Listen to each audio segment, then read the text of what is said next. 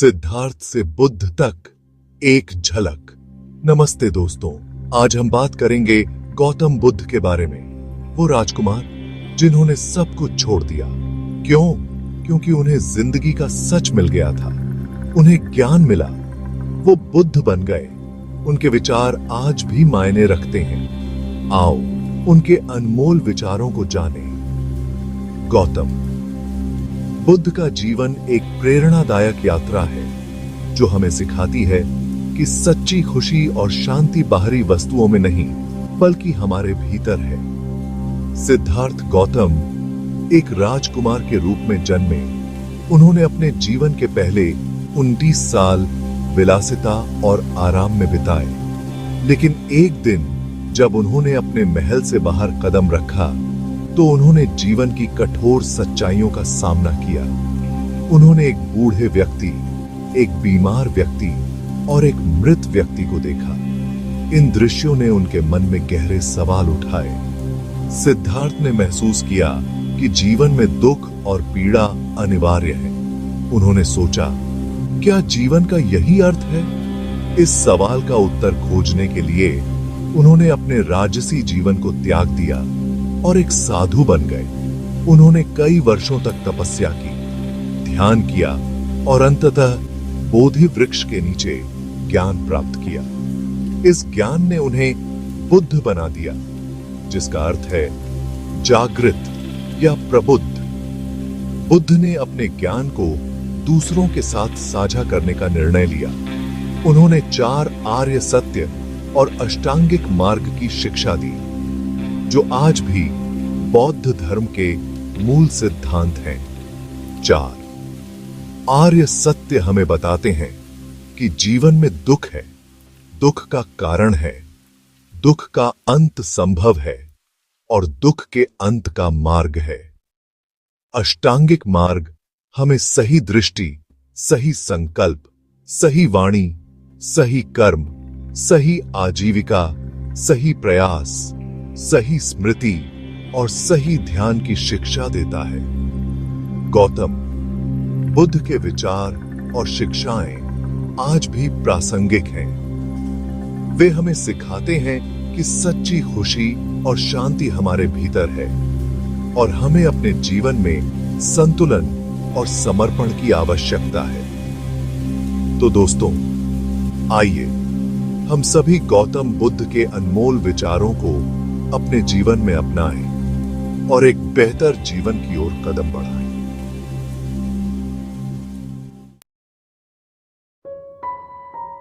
बुद्ध ने कहा, जिंदगी दुख है।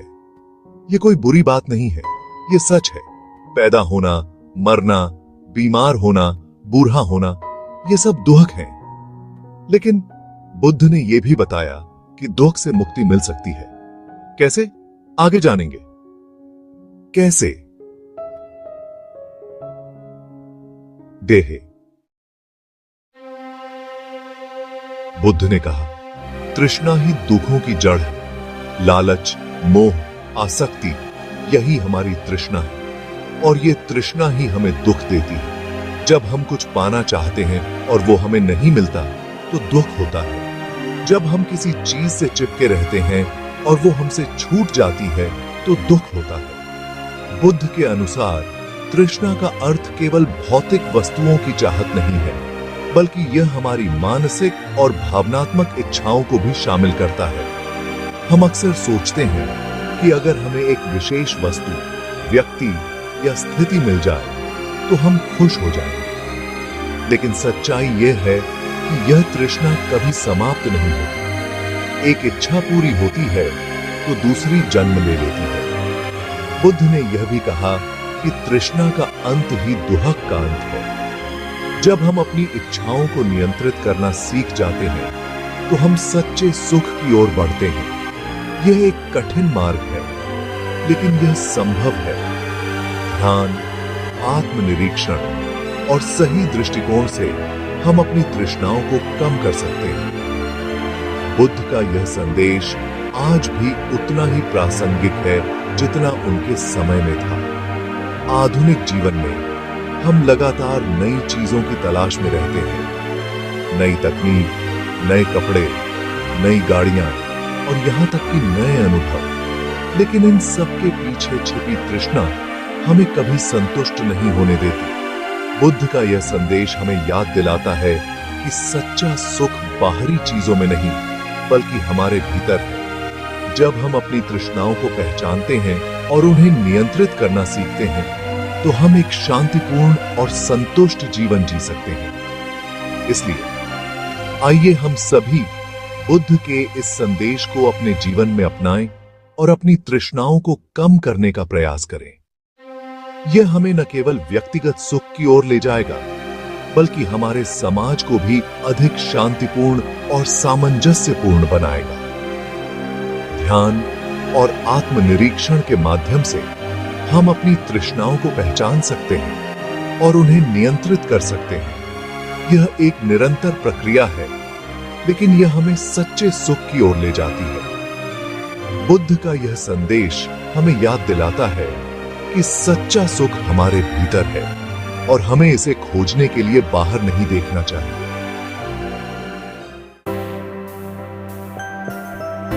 सेक्शन 4, मन की शक्ति। अपने विचारों को नियंत्रित करें। हम जैसे सोचते हैं वैसे ही बन जाते हैं।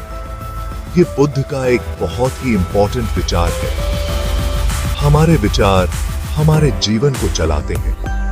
अगर हम अच्छा सोचेंगे तो हमारा जीवन अच्छा होगा और अगर हम बुरा सोचेंगे तो हमारा जीवन बुरा होगा।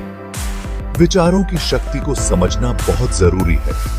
हमारे विचार ही हमारे कार्यों का आधार होते हैं। जब हम सकारात्मक सोचते हैं तो हम अपने जीवन में सकारात्मकता को आकर्षित करते हैं। सकारात्मक विचार हमें प्रेरित करते हैं, हमें ऊर्जा देते हैं और हमें हमारे लक्ष्यों की ओर बढ़ने में मदद करते हैं। दूसरी ओर नकारात्मक विचार हमें नीचे खींचते हैं। वे हमें निराशा, चिंता और तनाव की ओर ले जाते हैं। इसलिए यह महत्वपूर्ण है कि हम अपने विचारों को नियंत्रित करें और उन्हें सकारात्मक दिशा में मोड़ें।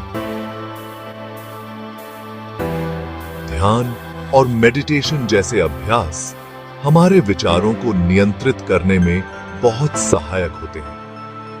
ये हमें अपने मन को शांत करने और अपने विचारों को स्पष्ट करने में मदद करते हैं। जब हम नियमित रूप से ध्यान करते हैं तो हम अपने विचारों को बेहतर तरीके से समझ पाते हैं और उन्हें नियंत्रित कर पाते हैं। इसके अलावा हमें अपने विचारों को सकारात्मक बनाए रखने के लिए कुछ आदतें भी विकसित करनी चाहिए, जैसे कि हर दिन कुछ समय के लिए अपने आप से बात करना, अपने लक्ष्यों को लिखना और उन चीजों के लिए आभारी होना जो हमारे पास है। आभार व्यक्त करना हमारे विचारों को सकारात्मक बनाए रखने का एक बहुत ही प्रभावी तरीका है। जब हम उन चीजों के लिए आभारी होते हैं जो हमारे पास हैं, तो हम अपने जीवन में और अधिक सकारात्मकता को आकर्षित करते हैं। अंत में यह याद रखना महत्वपूर्ण है कि हमारे विचार ही हमारे जीवन की दिशा तय करते हैं। इसलिए हमें हमेशा अपने विचारों को सकारात्मक और प्रेरणादायक बनाए रखना चाहिए। जब हम अपने विचारों को नियंत्रित करते हैं तो हम अपने जीवन को भी नियंत्रित कर सकते हैं और उसे बेहतर बना सकते हैं। सेक्शन 5, कर्म, हर काम का नतीजा। बुद्ध ने कर्म के बारे में बताया। हर काम का फल मिलता है। अच्छे काम का फल सुख होता है, बुरे काम का फल दुहक होता है। इसलिए हमें हमेशा अच्छे काम करने चाहिए।